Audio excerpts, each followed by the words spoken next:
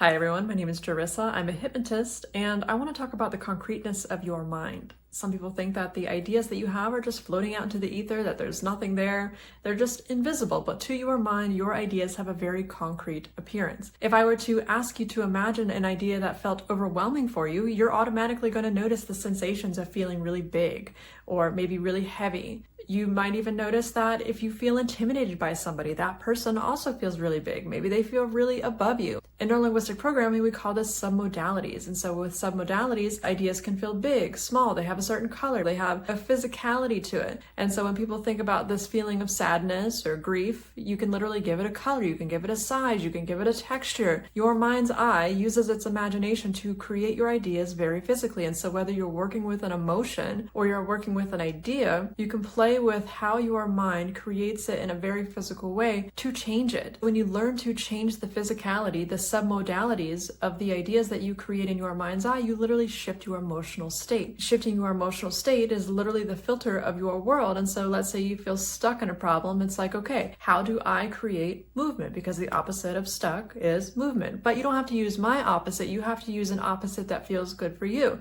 And so just because the opposite of rough for me might be soft, the opposite of rough for you might be smooth. And so when you start to notice the physicality of whatever it is that you're experiencing, you can say, okay, what is the opposite of this and how can I imagine this experience in the opposite way? And when I'm working with clients, the physicality can come down to even just the way that they're holding on to memories. And so let's say you have a memory that's really overwhelming from your past, it's going to feel very close. Memories that feel very far away are going to feel not as intense. So when you feel something that's very close, okay, how can I push it away in my mind's eye, imagine it way over there, and I can begin to notice how that changes how I feel. I might even notice that some experiences from my past feel very bright, they feel very clear, they feel very colorful, and you can imagine in your mind's eye turning down the color, turning down the brightness, turning down the size, turning down the volume. This is literally playing with the submodalities of the experiences in your mind's eye because your ideas, the stories that you tell yourself, literally play like a movie in your mind. So when you are in control of the movies of your mind, you are in control of your emotional state, therefore you are in control of your overall experience. I know this is very quick, but it really is this simple. It is literally this straightforward. You can Google neurolinguistic programming, submodalities, and you're going to find